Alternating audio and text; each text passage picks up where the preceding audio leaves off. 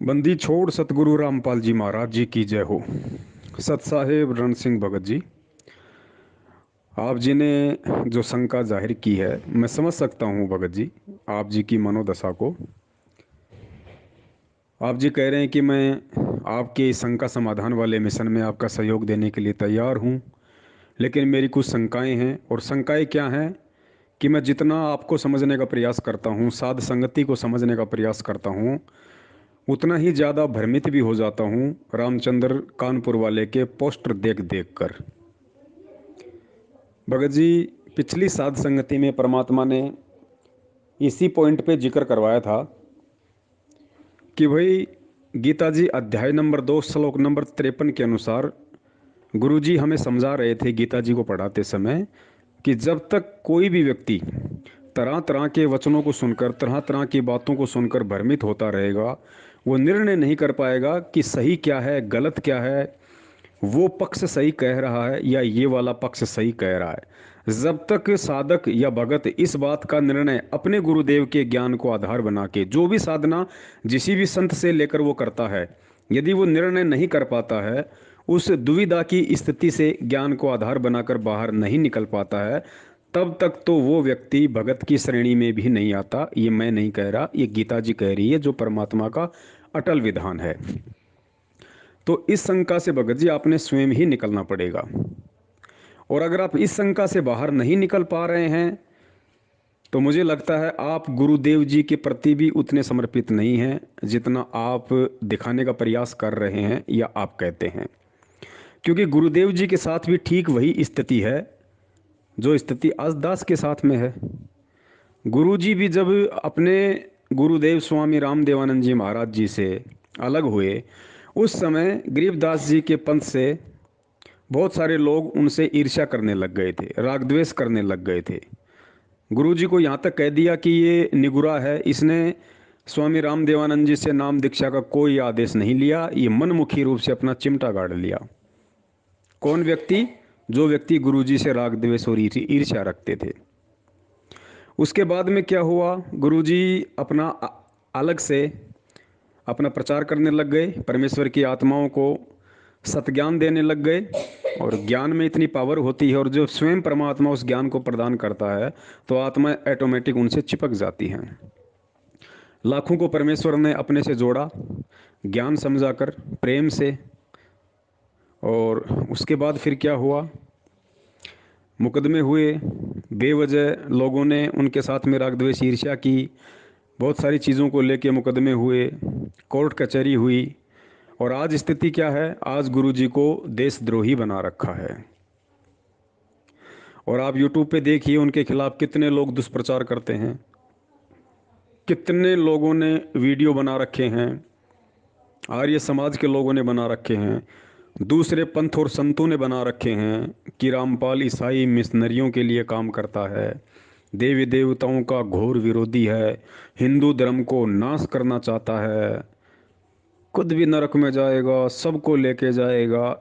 Same to same वो लोग उसी स्थिति पे हैं गुरुदेव को लेके, जिस स्थिति पे आज वर्तमान में रामचंद्र जी कानपुर वाले मेरे ऊपर हावी हैं।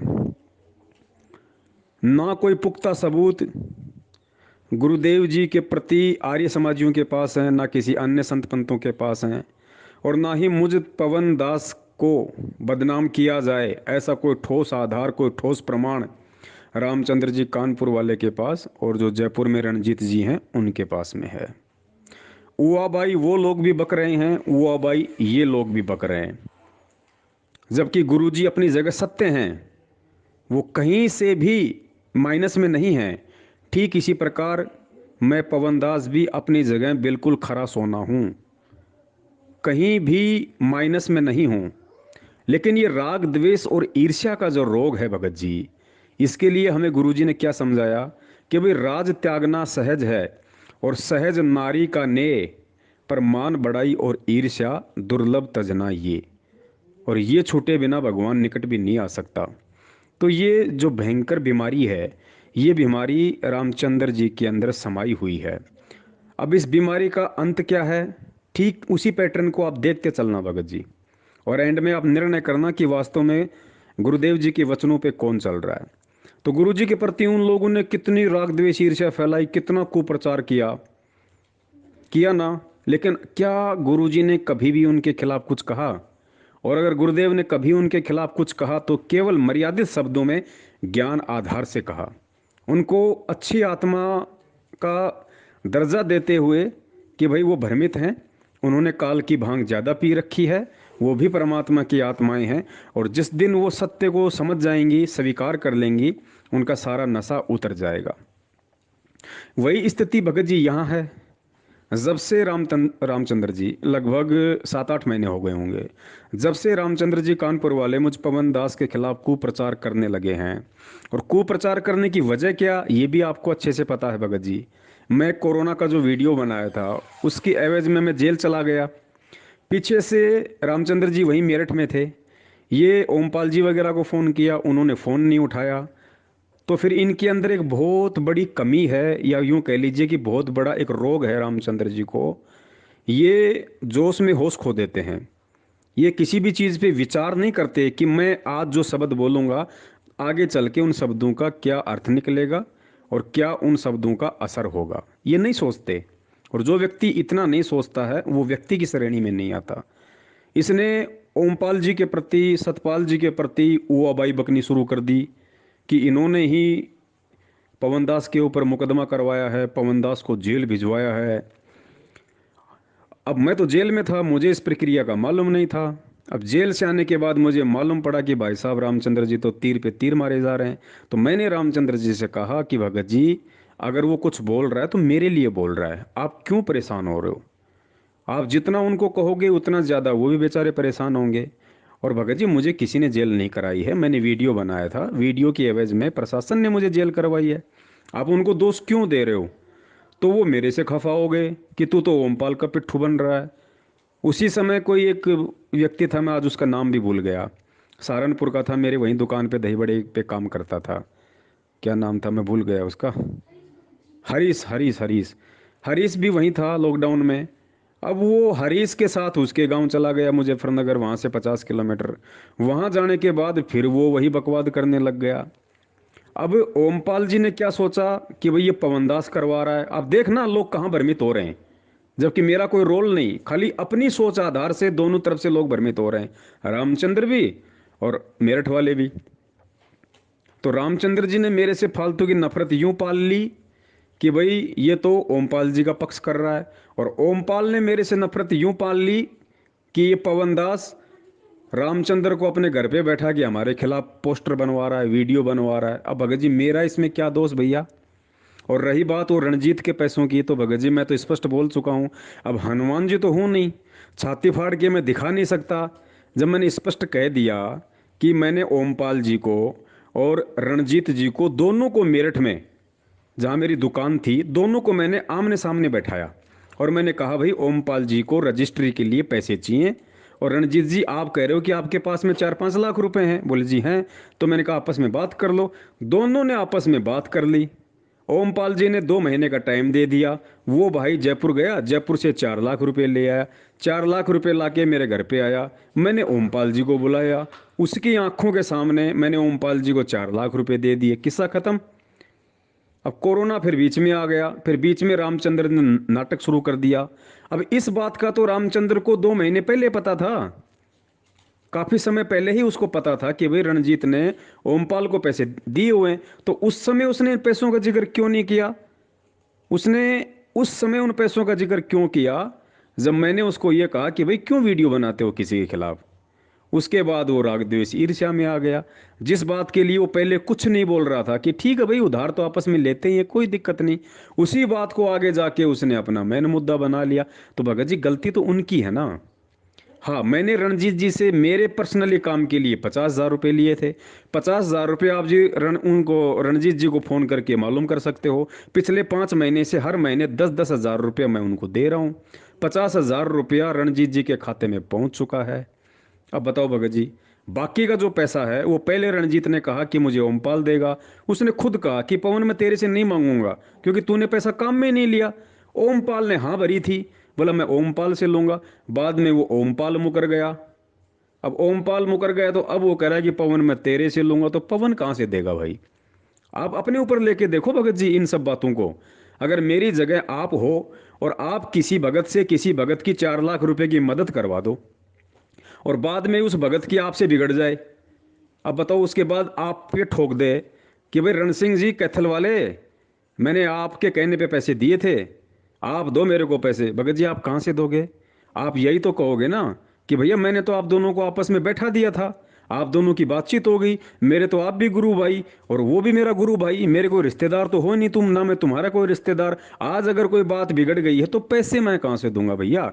मैं तो हाँ भर सकता हूँ, मैं ये बता सकता हूँ हाँ भाई इसने पैसे लिए थे, इसने पैसे दिए थे और इतने समय का इसने टाइम दिया था, तो वही मैं कर रहा हूँ भगत जी। अब इससे ज़्यादा मैं क्या कर सकता हूँ? तो भगत जी ये राग द्वेष और ईर्ष्या का मामला है। बाकी मेरे खिलाफ एक भी कोई सबूत हो, एक भी कोई बात हो, जिस प्रकार से रामचंद्र भाई कहता है कि पवन ठग पवन ठग पवन ठग, और मैं भगत जी खुलेआम कह रहा हूँ कि वो परमात्मा मेरी सारी भक्ति को नष्ट कर दे, मेरे युगों युगों की भक्ति को नष्ट कर दे परमेश्वर, यदि मैंने ये नाम दीक्षा लेने के बाद में किसी से 1 रुपया भी अगर मैंने ठगा हो तो भगत जी, 1 रुपया भी किसी से ठगा हो तो, उधार लिए मैंने 6-7 लाख रुपए, क्योंकि मैं काम नहीं कर पा रहा था, मेरा काम धंधा नहीं चल पा रहा था, मुझे परमात्मा की सेवाएं करनी थी, मैं 15-15 20-20 दिन में बाहर रहा करता था भगत समाज के अंदर सच्चाई बताने के लिए। तो मैंने 4-5 लाख रुपए भगत समाज से उधारे लिए और वो भगत जी मैं सबके चुका रहा हूँ धीरे धीरे। जिनको ज़्यादा जल्दी थी उनको परमात्मा जल्दी करवा रहे हैं। और पिछले 5 महीने से जब से मैं यहाँ आया हूँ मेरठ छोड़ के, मैंने भगत जी लगभग 3.5 लाख रुपए मेरा घर खर्चा काट के मैंने लोगों के चुकाए हैं। रामचंद्र जी के मैंने दे दिए, महाराष्ट्र वाला था उसके 50,000 रुपये मैंने दे दिए, और कितने भगत बताऊं जयपुर में अपने कजोड़ भगत जी 50,000 रुपये मैंने उनको दे दिए इन 5 महीनों में। 50,000 रुपये मैंने रणजीत जी को मैंने दे दिए भगत जी। हम और दास नहीं बताना चाहता, और बहुत सारे लोग हैं, कम से कम हमारे क्या नाम है जयपुर में है हमारे रूपदास भगत जी हैं, उनके 45,000 रुपये थे, परमात्मा ने उनके चुकवा दिए। 37,000 रुपये जयपुर में अपने मुकेश भगत जी हैं, परमात्मा ने उनके चुकवा दिए। और भी बहुत सारे भाई थे, मतलब 3.5-4 लाख रुपया परमात्मा ने 5 महीने में। और मेरे घर का खर्चा इन 5 महीनों का कम से कम 2-2.5 लाख रुपया, घर का सामान भी आया, बच्चों के कपड़े भी आए, बहुत सारी चीज़ें भी आई, नई नई जगह आदमी सेट होता, आपको पता है भगत जी। तो मेरी नीयत थी तो परमात्मा ने मुझे बरकत दी। जिस धंधे में मेरी पहले कोई बरकत नहीं हो पा रही थी, उसी धंधे में परमात्मा ने मुझे 5 महीने में 5 लाख रुपए दे दिए भगत जी। और मैंने घर में 1 रुपया नहीं रखा, आज भी नहीं रखा। और मेरे घर पे जो भी 40-50 हज़ार रुपए जो परमात्मा के 10वें अंश के थे भगत जी, वो भी मैंने परमात्मा के बच्चों को दे दिए जो मुसीबत में थे, उनको दिए मैंने, किसी को 10, किसी को 5, किसी को 7, कि भैया परमात्मा का पैसा है, परमात्मा भी अपने बच्चों की सेवा में ही लगाते हैं 10वां अंश। आज गुरुजी हमारे बीच में नहीं है तो मैं क्या करूंगा इस पैसे का? मैं को चाटूंगा थोड़ी, 10वें अंश का पैसा है, परमात्मा का पैसा है। और अगर वास्तव में कोई परमात्मा की आत्मा अगर दुखी है और उसके यदि ये पैसा काम नहीं आया तो धिक्कार है इस 10वें अंश का मेरे घर में रखना। तो भगत जी परमात्मा ने तो 10वें अंश तक की सेवा परमात्मा के बच्चों को करवा दी, और फिर भी हम ठग हैं तो हम ठग हैं भगत जी। और हमें कोई फर्क नहीं पड़ता, चाहे रामचंद्र जी कुछ कहें चाहे और कुछ कहे भगत जी। जब मेरे पिताजी को किसी ने नहीं बख्शा, जब उनको देशद्रोही बना दिया, उनको ठग बना दिया इस काल ने लोगों में कुप्रेरणा करके, भगत जी मुझ जैसे 2 कौड़ी के जीव को कौन बख्शेगा? तो ये सारा खेल ये चल रहा है। अब पूछ लो उन लोगों से, अगर मैंने रणजीत जी से अगर पैसे मैंने ठगे हों, जिस प्रकार से वो रणजीत जी भी रामचंद्र जी के विचारों से प्रेरित होकर जो वीडियो बना रहे, आप उनसे पूछ लो भाई, उनसे जितने लिए थे 50,000 रुपये मैंने उनके दे दिए भाई। अब बताइए मेरी कहाँ गलती है इसमें? अब बाकी 4 लाख तो ओमपाल देगा ना। अब वही बात है भगत जी, जिसकी लाठी उसकी भैंस, ओमपाल पे किसी का जोर चलता नहीं। अब जब मेरठ में मैं था और वो रणजीत मेरठ में आया तो पता उसने कितनी घटिया घटिया मेरे साथ में उसने हरकतें की। मेरे घर का खाके भगत जी उसी थाली में छेद कर रहा। मैं जिस कॉलोनी में रहता उसी कॉलोनी में रामचंद्र जी के कहने पे भगत जी पर्चे छपवा के पूरी कॉलोनी में बांट दिए कि पवन ये ठग है, मेरे पैसे खा गया, वो खा गया। मैंने कुछ नहीं कहा भगत जी उसको। अब अगर उसकी औकात है, वो इतना अगर सूरवीर है, तो वो मेरठ में जाके और ओमपाल जी का गांव में जाके पर्चे क्यों ना बंटवाए भाई, कि ओमपाल मेरे 4 लाख खा गया, लेकिन नहीं करेगा। क्यों नहीं करेगा? उसको पता, वो डंडा चढ़ा देंगे वहीं पे, वापस नहीं आ पाएगा जयपुर में।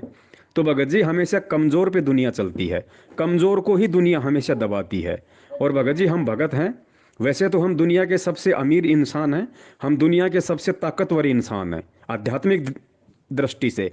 और अगर वैसे देखा जाए तो सतगुरु के सेवक होने के नाते हम दुनिया के सबसे निम्न श्रेणी के व्यक्ति हैं, हम दुनिया के सबसे अधीन और दास भाव के हम प्राणी हैं। तो भगत जी, चाहे भगत हो चाहे भगत हो, मैं अपने पिताजी के पच्चीनों पे चलूंगा।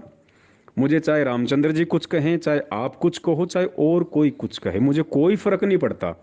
अगर मैं अपने बाप की नज़रों में पाक साफ हूं, तो दुनिया चाहे मुझे गुंडा कहे चाहे भुंडा कहे, भगत जी कोई फर्क नहीं पड़ता। परमेश्वर की वाणी है, जय कंचन बिष्टा पड़े घटे न ताको मोल। सोना अगर लैट्रिन में भी गिर जाए ना, तो उसका मूल्य कम नहीं होता। तो भाई, मेरी भी परीक्षा चल रही है, मुझे भी आधीनी भाव दास भाव में रहना भैया। मैं गुरुदेव के वचनों की अवहेलना नहीं कर सकता। अरे मेरे बाप ने तो वो सहन किया है, 2 कौड़ी के जीव से थप्पड़ खाए भैया, उनकी गालियां खाई हैं। और मैं तो हूं ही 2 कौड़ी का असल में, तो मैं तो कुछ भी सहन करूंगा भाई, मुझे करना पड़ेगा, तभी मैं उनके वचनों पे खरा उतर पाऊंगा। और रही बात भगत जी शंका समाधान में आप जी के द्वारा सहयोग देने की, तो देखिए, ना तो मैंने कभी किसी को कहा कि कोई शंका समाधान या साध संगति के माध्यम से संगत को जगाने में मुझ पवनदास का सहयोग करे और या ना करे, ये सामने वाले की अपनी मर्जी पे है भगत जी। ये कोई भीख मांगने का मार्ग नहीं है, ये सत्य को स्वीकार करके, सत्य को पहचान के सत्य पे चलने का मार्ग है।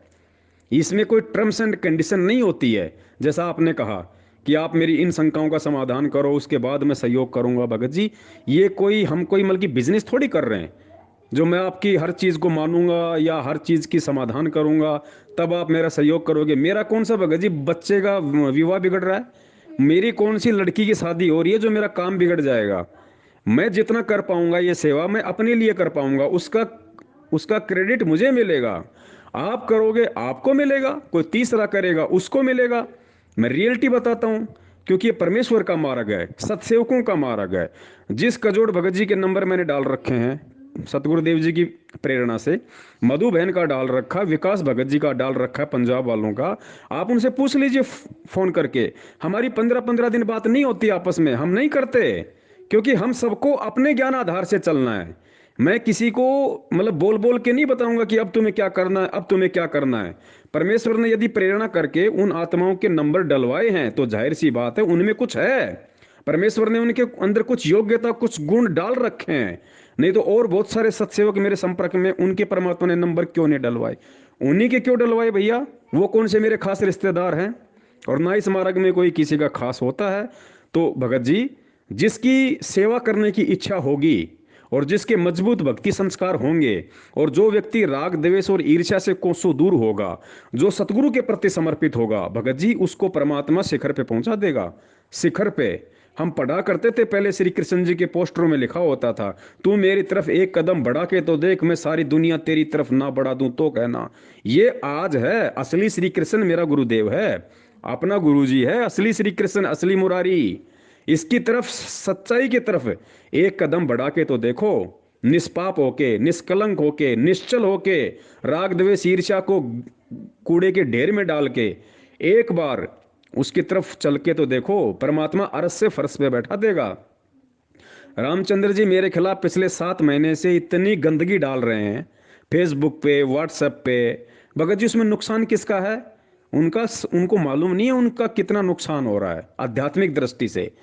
क्योंकि एक तो वो संत की निंदा कर रहे हैं, भगत की निंदा कर रहा हो, क्योंकि मैं भगत जी बिल्कुल अपनी जगह पाक साफ हूं, लेकिन वो राग द्वेष ईर्ष्या से ग्रसित है, तो वो करेगा भाई, वो करेगा, तो इसमें मेरा क्या दोष? अब गुरुजी के खिलाफ दुनिया कुछ कर रही है, उल्टा सीधे बोल रहे हैं, तो उसमें गुरुजी का क्या दोष भाई? अब कोई गुरुजी से है कि गुरुजी मुझे तो इनके प्रति जो शंका है, ये लोग आपके खिलाफ ऐसा ऐसा बोल रहे हैं, आपके खिलाफ ऐसा ऐसा कुप्रचार कर रहे हैं, आप मुझे पहले इस शंका से बाहर निकालो, ऐसा क्यों कर रहे हैं, तब मैं आपके मिशन में सहयोग दूं। तो भाई गुरुजी ने कोई ठेका थोड़ी ले रखा उस बात का, सभी को पाक साफ करने का। अरे भैया, गुरुजी के सत्संग सुनो, गुरुजी के विचारों से स्वयं परिचित हो, और फिर स्वयं निर्णय करो कि ऐसा ज्ञान देने वाला गुरुदेव ऐसा सत का मार्ग बताने वाला गुरुदेव क्या कभी इस तरह की घटिया या गंदी हरकतें करेगा? अगर नहीं करेगा तो वो सत्य है। तो भाई देखो, पवन दास को देखो, आज जब से आप मुझे जानते हो तब से आप मेरा चरित्र देखो, आप मेरे विचार देखो, आप मेरा जीवन देखो, मेरी जीवन शैली देखो। उसके बाद आप बताओ, रामचंद्र जी के अलावा किसी और से आपने सुना कि वो ठग है? रामचंद्र जी या उसके दो चार जो साथी हैं उनके अलावा क्या आपने किसी से सुना कि पवन ठग है? और मैनेजमेंट ने कहा कि पवन ने नामदान से चोरी की। मैंने भगत जी सरेआम चैलेंज कर रखा है, भैया आ जाओ भाई, परमात्मा धरती पे फैसला करेगा। बीच में जहर की बोतल रखो टेबल पे, एक तरफ महेंद्र बैठो या वो व्यक्ति बैठो जो मेरे ऊपर ये लांछन लगा रहा है, और एक तरफ मैं बैठूंगा और जहर पीऊंगा, और जहर पीना पड़ेगा।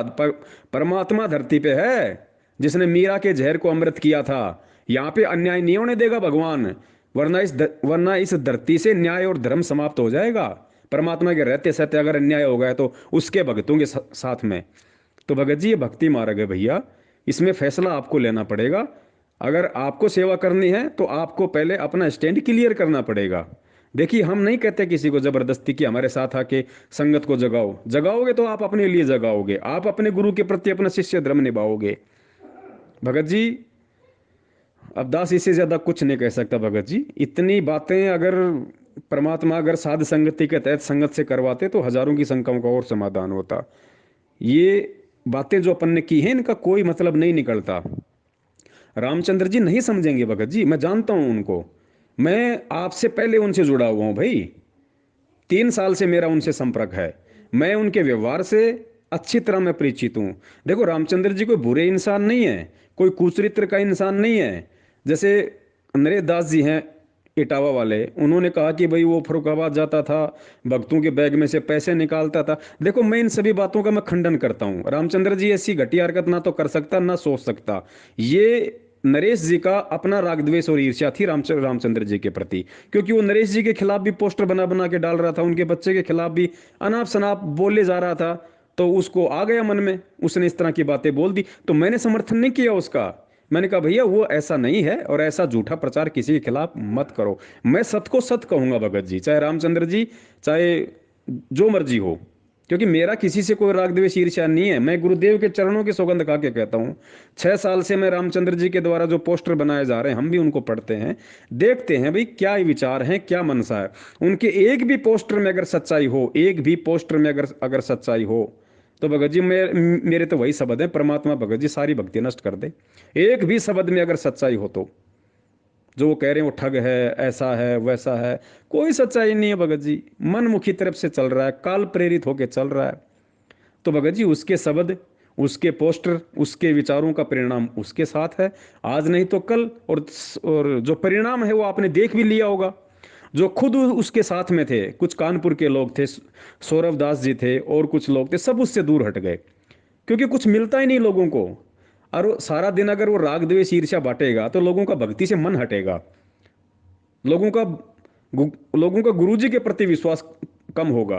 क्योंकि सारा दिन वही गंदगी अगर कोई आदमी खाएगा तो उसके विचार भी तो वैसे गंदे होंगे। तो खुद जो रामचंद्र जी के साथ में दो चार लोग थे, उन्होंने भी उनका साथ छोड़ दिया। तो उनके भगत जी विचार, उनके शब्द उनके साथ में हैं, और मेरा रामचंद्र जी से कोई लेना देना नहीं है। वो अगर कुछ अच्छा करेंगे तो अपने लिए करेंगे, बुरा करेंगे तो अपने लिए करेंगे। मैं अपने पिताजी के प्रत्येक वचन पे अडिग होके चलूंगा, किसी को मैं कुछ नहीं कहूंगा भगत जी। चाहता तो मैं भी पोस्टर बना सकता था उनके खिलाफ, चाहता तो मैं भी वीडियो बना सकता था। क्या वो भाषा मुझे नहीं आती? क्या वो भाषा मैं भूल गया जिस भाषा का वो प्रयोग करते हैं? लेकिन भाई मुझे अपने परमात्मा पे विश्वास है, और मुझे मेरे परमात्मा के वचनों पे विश्वास है। वो जैसा करेगा अपना पाएगा भगत जी। और आप अपना स्टैंड आप क्लियर करो भगत जी, आपने क्या करना है, आपने क्या नहीं करना है। ये राग द्वेष और ईर्ष्या का मार्ग नहीं है भगत जी। जब हम एक भगत को नहीं पहचान पा रहे यहाँ पे, हम भगवान को क्या पहचानेंगे? क्या पहचाना होगा फिर भगत जी आप लोगों ने गुरु जी को, जब आप एक गुरु जी के एक शिष्य को नहीं पहचान पा रहे, एक भगत को आप नहीं पहचान पा रहे, इतने नजदीक रह के इतनी बार उनसे मुलाकात करके गुरु जी को फिर हम क्या पहचानेंगे? जो भगत को नहीं पहचान सकता वो भगवान को क्या पहचानेंगे? खुद सोचने की बात है, कॉमन सेंस की बात है भगत जी। क्या सारी जिंदगी हम लोग इसी तरह से लड़ झगड़ के राग द्वेष ईर्ष्या में निकाल देंगे? आज अगर परमात्मा ने मुझ पवन दास के साथ में अगर हजारों भाई बहनों का अगर एक जत्था अगर अगर परमेश्वर ने अगर खड़ा किया है तो क्यों किया है? मैंने किसी आत्मा को कहा कि भाई तुम मेरे साथ लगो या साध संगति में तुम मेरा साथ दो, शंका समाधान के नाम से तुम यूट्यूब पे चैनल बनाओ। मैंने किसी पे कोई दबाव नहीं डाला। मैंने प्रार्थना की, भैया हम सब भगत हैं, हमारे गुरुजी के साथ में इस तरह से इन लोगों ने उनको आम व्यक्ति समझ के, आम मानव समझ के उनके साथ में ऐसा व्यवहार किया जिस वजह से बरवाला कांड हुआ। अब ये हम सबका शिष्य धर्म बनता है कि हम अपने पिताजी के पद चिन्हों पर चलते हुए ज्ञान आधार से, क्योंकि हमारा हथियार है ज्ञान आधार, उस आधार से हम भगत समाज की शंकाओं का भी समाधान करें। हम भगत समाज को धीरे धीरे सत्यता से भी परिचित करवाएं ताकि इन काल प्रेरित लोगों से हटके वो परमात्मा की तरफ बढ़े। इससे हमारी सेवा बनेगी, इससे हमारे पुण्य बनेंगे और परमेश्वर इसी से प्रसन्न होंगे, क्योंकि यही उनका मार्ग है, सत्य, प्रेम और अहिंसा का, जो वर्तमान में केवल सत्सेवक ही निभा पा रहे हैं। आपको पता है कि मैनेजमेंट ने हमारे साथ में कितनी ज्यादतियां की। 3 बार तो मेरे ऊपर जानलेवा हमले किए, 2 बार तो भयंकर रूप से उन्होंने मेरी पिटाई की जहां पे बचना मुश्किल था। और भगत जी इसके अलावा उन्होंने कौन सी कमी छोड़ दी? और मैनेजमेंट जो खुद सच्चाई के साथ थे, रामचंद्र जी जैसे मेरठ वाले भगत जी, उन्होंने मेरे साथ में कौन सी कमी छोड़ी बताइए? मारा है नहीं और रुलाने में कोई कमी छोड़ी ही नहीं। लेकिन भगत जी मैंने तो कभी, आप देख लो, जब से मैं मेरठ छोड़ के आया हूं, मैंने मेरठ वालों के खिलाफ भी अगर एक शब्द कहा हो तो बताओ, एक शब्द भी अगर मैंने कहा हो तो बताओ। जबकि ओमपाल जी ने मेरे लिए ऐसे ऐसे शब्द कहे कि तेरी औरत जो है वो कुचरित्र की है, मैं तेरे घर पे जाऊंगा, पता नहीं मेरे ऊपर इल्जाम लगा दे, मैं तेरा मर्डर कर दूंगा अगर तुम मेरठ में रहेगा तो। लेकिन मैंने कभी कहा उनके खिलाफ कुछ? कोई पोस्टर बनाया, कोई वीडियो बनाया, किसी से कोई रिकॉर्डिंग सुनी आपने जो मैंने उनके खिलाफ कोई बात की हो? रामचंद्र जी के खिलाफ कोई पोस्टर बनाया हो, कोई वीडियो बनाया हो, किसी कोई कॉल रिकॉर्डिंग में मैंने कोई कोई गुस्सा जाहिर किया हो तो मुझे बताओ। मैं नहीं करूंगा भगत जी, क्योंकि सहन करने वाला सूरवीर होता है। गुरु जी ने बताया इस भक्ति मार्ग में सहन कर जो करता है, जो सहन करता है वो सूरवीर होता है। उसके कई प्रकार के उसके तप बनते हैं, उसकी वाणी का तप बनता है। तो भाई मैं तो भक्ति के लिए जुड़ा हूं ना, परमात्मा प्राप्ति के लिए जुड़ा हूं ना। और अगर भक्ति के लिए जुड़ा हूं, भगवान को देख के नहीं चलूंगा, और परमात्मा प्राप्ति के लिए जुड़ा हूं, और अगर सतगुरु के अगर पच्चीनों पे नहीं चलूंगा तो मैं तो फेल हो जाऊंगा। क्या फायदा मेरा ये फिर ये साध संगति का? क्या फायदा फिर शंका समाधान का? क्या फायदा फिर ये भक्ति करने का, जब मेरे सतलोक के जाने वाले मार्ग में ही मेरी कोई क्रिया बाधक बन के खड़ी हो जाए तो? भगत जी मैं ऐसा नहीं करूंगा, बिल्कुल भी नहीं करूंगा। मैनेजमेंट का भी अगर विरोध कर रहा हूं, ज्ञान आधार से कर रहा हूं, सबूतों के साथ में कर रहा हूं। जो प्रक्रिया मेरे बाप ने अपनाई वही मैं अपना रहा हूं। एक बात के 10-10 प्रमाण। आज देख लो, सत्सेवक कोई भी बात कहेंगे उसके बिना प्रमाणों के नहीं कहेंगे, हर बात का ज्ञान आधार से समाधान।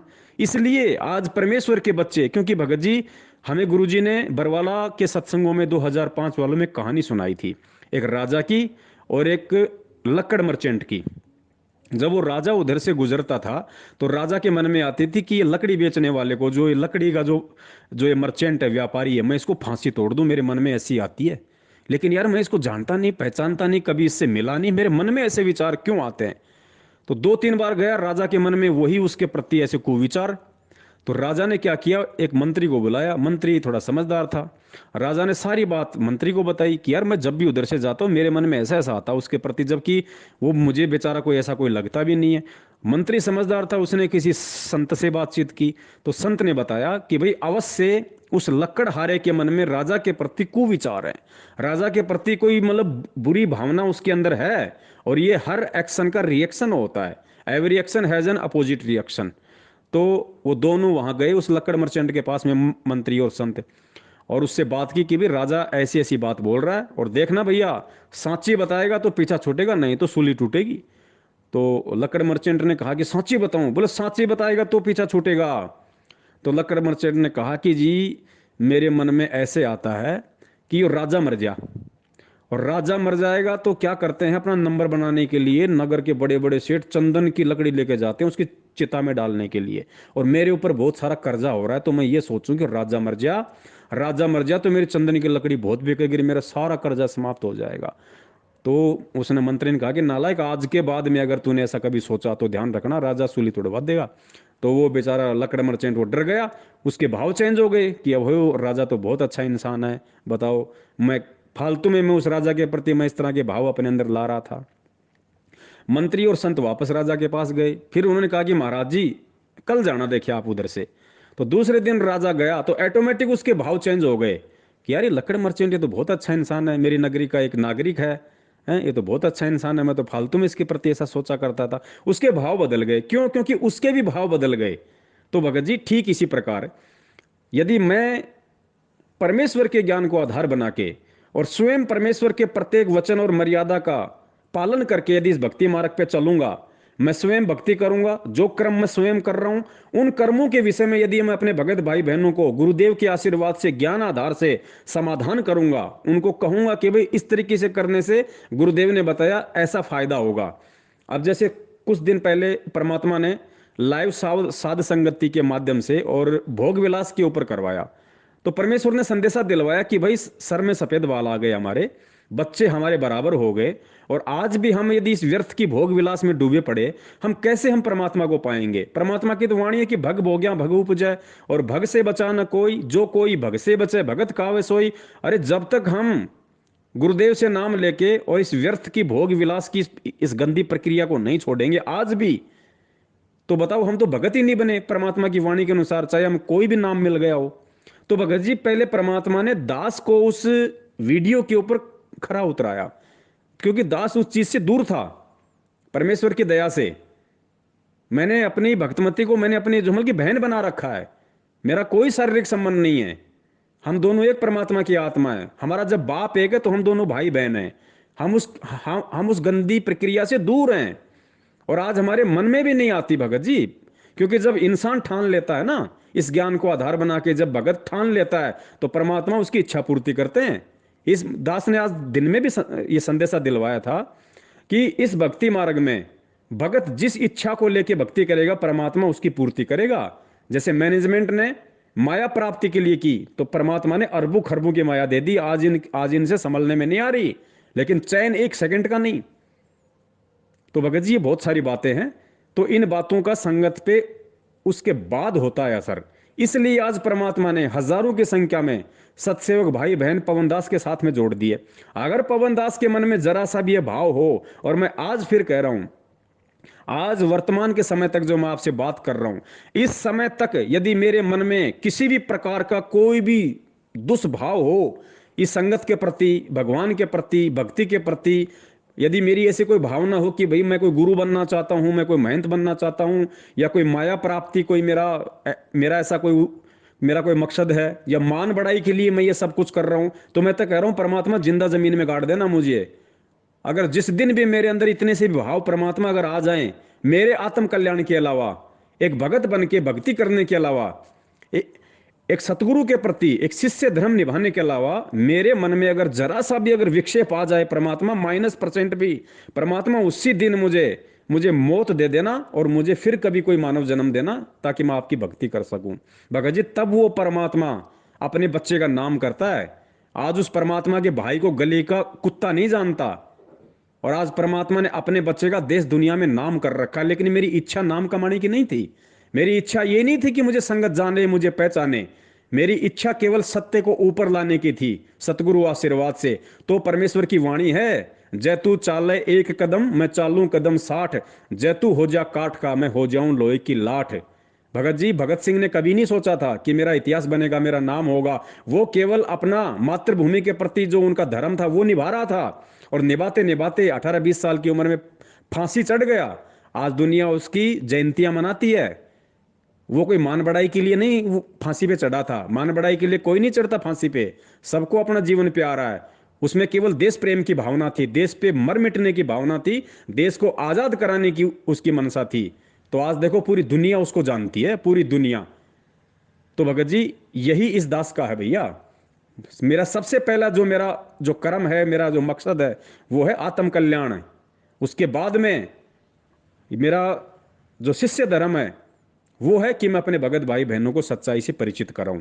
ये मेरा शिष्य धर्म बनता है। और आज भगत होके यदि हम ये निर्णय नहीं कर पाएंगे कि कौन व्यक्ति काल प्रेरित होकर परमात्मा की आत्माओं को काल के मुंह में लेके जा रहा है, और कौन व्यक्ति एक सच्चे भगत की भूमिका निभा के अपना शिष्य धर्म निभाते हुए भगत भाई बहनों को सच्चाई से परिचित करवा रहा है, भगत जी फिर हम काहे के भगत है? जब हम दूध दूध और पानी को छान नहीं सकते, नीर खीर का निबेरा नहीं कर सकते, सत्य और असत्य में हम कोई निर्णय नहीं कर सकते, तो क्या फायदा फिर ये ज्ञान लेने का? क्या फायदा फिर तत्वदर्शी संत की शरण में आने का? फिर तो जगत वाले ही हमसे अच्छे हैं। 5 आदमी बैठ के कम से कम निर्णय तो कर लेते हैं पंचायत में, क्या सही है और क्या गलत है। तो भगत जी आप स्वयं विचार करो बड़े भैया। और आप यदि सतगुरुदेव जी को लेके यदि कोई कानूनी प्रक्रिया अपना रहे हो भगत जी, ना मैंने आपका विरोध किया, ना मैं आपका विरोध करूंगा। आपको जो अच्छा लगता है आप कीजिए, और मुझे जो अच्छा लग रहा है भगत जी मैं वो कर रहा हूं। मैं क्यों आपके काम में टांग टांग अड़ा के मैं फालतू में मैं आपके प्रति मतलब की बुरा बनूं? क्यों मैं किसी प्रकार का राग द्वेष और ईर्ष्या फैलाऊं? आपको लगता है कि कानूनी प्रक्रिया से गुरुदेव बाहर आएंगे, और मैं कानूनी प्रक्रिया से कोशिश करके जैसे भी आपके भाव हैं कि आप उनको बाहर ले आएंगे, या जैसा भी भगत जी, मैं ये नहीं कह रहा कि आपके अंदर कोई अहम है, अहंकार है कि मैं गुरु जी को निकालूंगा, नहीं। आपके अंदर अहंकार नहीं है भगत जी, मुझे पता है उस बात का। आपकी गुरु जी के प्रति पीड़ा है भगत जी, मानता हूं मैं, दर्द है आपको, उसलिए आप जी ये सारी प्रक्रिया अपना रहे हैं। लेकिन थोड़ा सा यदि ज्ञान आधार से यदि आप इस प्रक्रिया को अपनाओ, तो भगत जी सबसे पहले हम इस मार्ग में गुरु को परमात्मा मान के चलें। और जब परमात्मा मान के चलेंगे तो भगत जी सारे रास्ते क्लियर हो जाएंगे। गुरु जी ने क्या कहा कि जब तक हम सृष्टि रचना का पूरी तरीके से घोटा नहीं घोट लेंगे, जब तक सृष्टि रचना को नहीं समझ लेंगे, हम दुनिया का कोई शास्त्र नहीं समझ सकते। तो भगत जी ये बात यहां लागू होती है, जब तक हम सतगुरु को नहीं समझ लेंगे, जब तक हम गुरु को अच्छे से नहीं जान लेंगे, पहचान लेंगे कि गुरु कौन है, गुरु कौन होता है, तब तक भगत जी हम निशन से होके भक्ति मार्ग पे भक्ति नहीं कर सकते। भले हम कितना ही ऊपर से दिखावा करें, कैसा ही हम अपने आप को दर्शाएं, लेकिन हकीकत क्या है, हमेशा उस आदमी को कांटा बन के वो चीज चुभती रहेगी। तो आप जी स्वयं निर्णय करें। मेरा किसी से कोई राग द्वेष ईर्ष्या नहीं है। मैं किसी से जबरन किसी सेवा के लिए कोई दबाव नहीं डालता, और ना ये मार्ग कोई दबाव का है। और दबाव का होता तो परमात्मा कब का गधे की तरह हमारे कान पकड़ के सतलोक ले चुका होता। भगत जी ज्ञान मार्ग है, इस मार्ग में जो ज्ञान को आधार बनाएगा वही इस मार्ग पे टिक पाएगा। इसलिए हम संगत से बारंबार ये प्रार्थना करते हैं, विनती करते हैं हाथ जोड़ के कि भाई ये परमेश्वर का मार्ग है, हमारा किसी से कोई राग द्वेष ईर्ष्या नहीं है। आज का आपने वीडियो सुना होगा, मैंने सतगुरुदेव जी का जो कलयुगी परिवार है, जो उनकी बेटी है मंजू, जो गुरु जी की जो कलयुगी जो सांसारिक पत्नी है, क्या नाम है, अनारो, मैंने उनको भगत जी आज की वीडियो में क्या कहा पता है? गधी। गधी कहा मैंने उनको। क्यों कहा? उसका कोई रीजन था भगत जी, क्योंकि ये पंथ दुनिया के पंथ से भिन्न है। इसमें कोई सतगुरु की पत्नी नहीं होती, इसमें कोई सतगुरु की बेटी नहीं होती। ये मार्ग वो नहीं है कि भाई भाई गुरु माता, हमारे गुरु पिता, नहीं भैया। हमारा ना कोई गुरु माता है, ना हमारा कोई गुरु पिता है। मेरा गुरु ही मेरी माता है, मेरा गुरु ही मेरा पिता है। ठीक है, ये परमेश्वर ने जो लीला की है कलयुग की बिजली पीढ़ी में आके एक परिवार के अंदर प्रकट होने की, भगत जी ये परमेश्वर ने इसलिए की है ताकि मेरी आत्माएं मुझे ज्ञान से समझें। ये शिक्षा क्यों दी है, तत्व ज्ञान क्यों दिया है? परमात्मा ऐसी ही लीला करेगा, उन लीलाओं से आपको परमात्मा निकालना पड़ेगा। इस ज्ञान को आधार बना के, इस शिक्षा को आधार बना के, इस विज्ञान को आधार बना के परमात्मा इसी तरीके से आया है। जानबूझ के आया परमात्मा नहीं, उनको कोई जरूरत नहीं थी एक सांसारिक परिवार से तालमेल रखने की, 4 4 बच्चों के पिता होने की लीला करने की परमात्मा को जरूरत नहीं थी। माँ बाप को माध्यम बना के एक परिवार में प्रकट होने की परमात्मा को जरूरत नहीं थी। परमात्मा को पढ़ाई करके नौकरी करने के फिर नौकरी छोड़ने की जरूरत नहीं थी। लेकिन ये इन्होंने ऐसी लीला की, क्योंकि ऐसी लीलाओं में से इस ज्ञान को आधार बना के, विज्ञान को आधार बना के, जब कोई उस परमात्मा को निकाल लेगा, नीर खीर का निबेरा कर लेगा, अरे वही तो तत्वज्ञानी भगत है। वही आत्मा तो सतलोक जाने के लायक होगी, जिसको इतना विश्वास हो जाएगा कि इन परिस्थितियों में भी जो कोई विश्वास नहीं कर सकता, कि यार कोई कैसे विश्वास कर लेगा कि संत रामपाल जी का जन्म नहीं हुआ, संत रामपाल जी ने शादी नहीं करी, संत रामपाल जी ने स्त्री भोग नहीं किया, और कबीर ना शादी करता ना स्त्री भोग करता, क्योंकि उसका शरीर ही ऐसा नहीं। भगत जी यही तत्व है। इसीलिए परमात्मा ऐसी लीला करते हैं, ऐसे परिवार में आते हैं, ऐसा एक परिवार बनाते हैं लीलामयी, ताकि लोग उनकी पहचान करें। और जो इन परिस्थितियों में जो गुरु की पहचान कर लेगा वही सतलोक जाने का अधिकारी है। तो बड़े भाई, आप अपने रास्ते चलिए, दास अपने रास्ते चल रहा है। आप अगर मेरा सहयोग करेंगे बहुत अच्छी बात है, मैं आपका सहयोग कर पाऊं बहुत अच्छी बात है, लेकिन रोड़ा ना बने। रोड़ा बनेंगे परमात्मा दुखी होगा, परमात्मा दुखी होगा, जिसकी गलती उसको सजा मिलेगी। ये परमेश्वर का वचन है कि भगत होकर अगर कोई भगत को परेशान करेगा, परमात्मा उसका भी बक्कल उतारेगा। ऑडियो सुन लेना। और मैं स्पेशली कोई आपके लिए नहीं कह रहा भगत जी, ये कहीं आप सोचो कि मैं आपके ऊपर ये दबाव बना रहा हूं या मैं आपको इस तरह से कर रहा हूं, नहीं। सबके लिए है भगत जी, ये सारी बातें मेरे ऊपर भी लागू हैं, ये बातें अन्य सत्सेवक भाई बहनों पे भी लागू हैं, ये बातें आप पे भी लागू हैं, रामचंद्र जी पे भी लागू हैं, मैनेजमेंट पे भी लागू हैं। जिन लोगों ने मुझे मध्य प्रदेश में लट्ठों से मारा था भगत जी, अकाल मौत मर रहे हैं। जो जयपुर में मार के गए थे, आज उनकी दुर्गति हो रही है, और देख लेना, आंखों के सामने होगा। ये विधान है परमात्मा का, मेरे कहने से नहीं होता, विधान है। क्योंकि मैं सत्य के लिए खड़ा था, मैं गुरु के ज्ञान को आधार बना के संगत में सच्चाई का प्रचार कर रहा था। मैं संगत का जो दान जो कुपात्रों को जा रहा था, जिसकी वजह से मेरे भगत भाई बहनों के जो कर्म बिगड़ रहे थे, उन कर्मों को बचाने के लिए मैं संघर्ष कर रहा था भगत जी। अपने बच्चों को अकेला छोड़ के, अपने बच्चों को मुसीबत में छोड़ के, अपने बच्चों को दुखी करके भगत जी मैं उधर जा रहा था। तो भगत जी मैं उस परमेश्वर के लिए मैं निकला था। तो भगत जी अब वो मालिक फिर कोई वो पीछे थोड़ी रहेगा।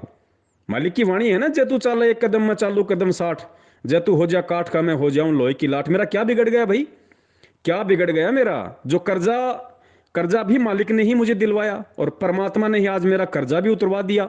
उतर जाएगा साल भर में, जहां तक दास को उम्मीद है। परमात्मा इस सीजन में सारा कर्जा सबका नकी करवा देंगे, किसी का नहीं रहेगा, दास के ऊपर किसी का नहीं रहेगा।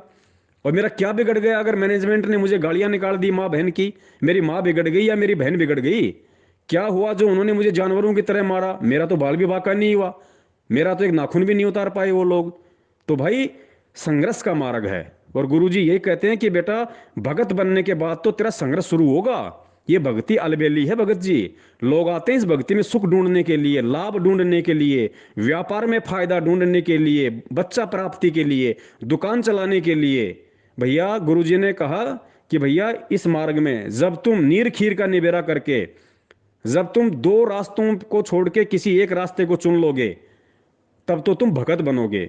और भगत बनने के बाद फिर संघर्ष शुरू होगा। ये गुरुदेव दिखा रहे हैं एग्जाम्पल के तौर पे, आज देख लो खुद एक भगत की भूमिका में आज उनके साथ में कितना बड़ा संघर्ष है। इतना संघर्ष हम कर सकते हैं क्या? जिंदगी में नहीं कर सकते भगत जी, जिंदगी में कलेजा फट जाएगा। ये इस परमार्थ के मार्ग में निस्वार्थ हो गया। अगर कोई इतना संघर्ष कर सकता है ना, वो केवल परमात्मा कर सकता है।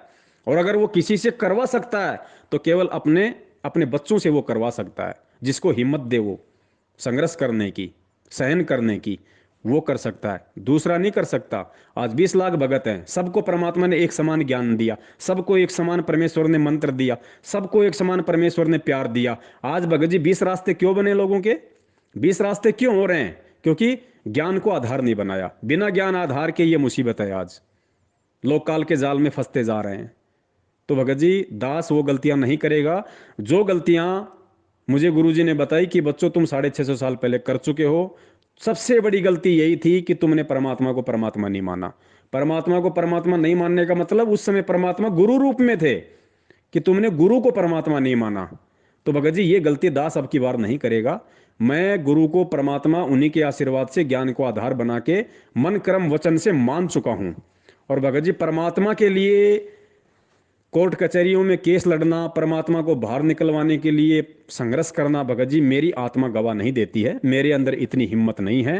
हाँ, अगर परमेश्वर को कानूनी तरीके से ही बाहर आना होगा तो जिस दिन परमात्मा फॉर्मेलिटी के लिए, विधान पूरा करने के लिए जिस दिन परमात्मा दास में प्रेरणा करेंगे, उस दिन दास केवल इतना ही करेगा, जाके एफआईआर लगाएगा, याचिका लगाएगा। इसके आगे दास कुछ नहीं करेगा। ना कोई संगति इकट्ठी करेगा, ना कोई पैसा इकट्ठा करेगा, ना कोई जोर जबरदस्ती का कोई बहुत बड़ा वकील करेगा, ना कोई टेंशन लेगा। दास केवल विधान पूरा करेगा परमेश्वर का, बस। क्योंकि अगर परमेश्वर ने अगर इसी विधान से बाहर आना होगा जेल से, तो दास केवल विधान ही पूरा करेगा। इससे ज्यादा दास फालतू के टेंशन जोर जबरदस्ती नहीं करेगा, वरना परमात्मा का विधान टूट जाएगा। तब तक भगत जी मैं अपनी भक्ति कर रहा हूं, और तब तक मुझे परमात्मा जो प्रेरणा कर रहे हैं संगत को जगाने की, भगत जी मैं वही कर रहा हूं, वही मैं करूंगा। इस बीच चाहे कोई साथ दे या ना दे, चाहे कोई मुझे गुरुद्रोही कहे, चाहे मुझे कोई गुरुमुखी कहे, चाहे गुंडा कहे, चाहे भुंडा कहे, मैं इन सब बातों को अपने सिर के ऊपर से पीछे धकेलता रहूंगा, जैसा कि मेरा गुरुदेव कर रहा है, क्योंकि मैं उनको देख के चलूंगा भगत जी। सत साहेब, जय हो बंदी छोड़ के। तन मन शीस ईस अपने पे, तन मन शीस ईस अपने पे, पहले में चोट चढ़ावे जब कोई राम भक्त गत पावे हो जी, जब कोई राम भक्त गत पावे हो जी। तन मन शीस ईस अपने पे, तन मन शीस ईस अपने पे, पहलम चोट चढ़ावे जब कोई राम भक्त गत पावे हो जी, जब कोई राम भक्त गत पावे हो जी। भाई सतगुरु तिलक अजप्पा माला, युक्त जटा रखवावे, सतगुरु तिलक अजप्पा माला, युक्त जटा रखवावे। जत को पीन सत का चोला, भीतर बेख बनावे जब कोई राम भगत गत पावे हो जी, जब कोई राम भगत गत पावे हो जी। भाई लोक लाज मर्याद जगत की, तरण ज्यों तोड़े बगावे, लोक लाज मर्याद।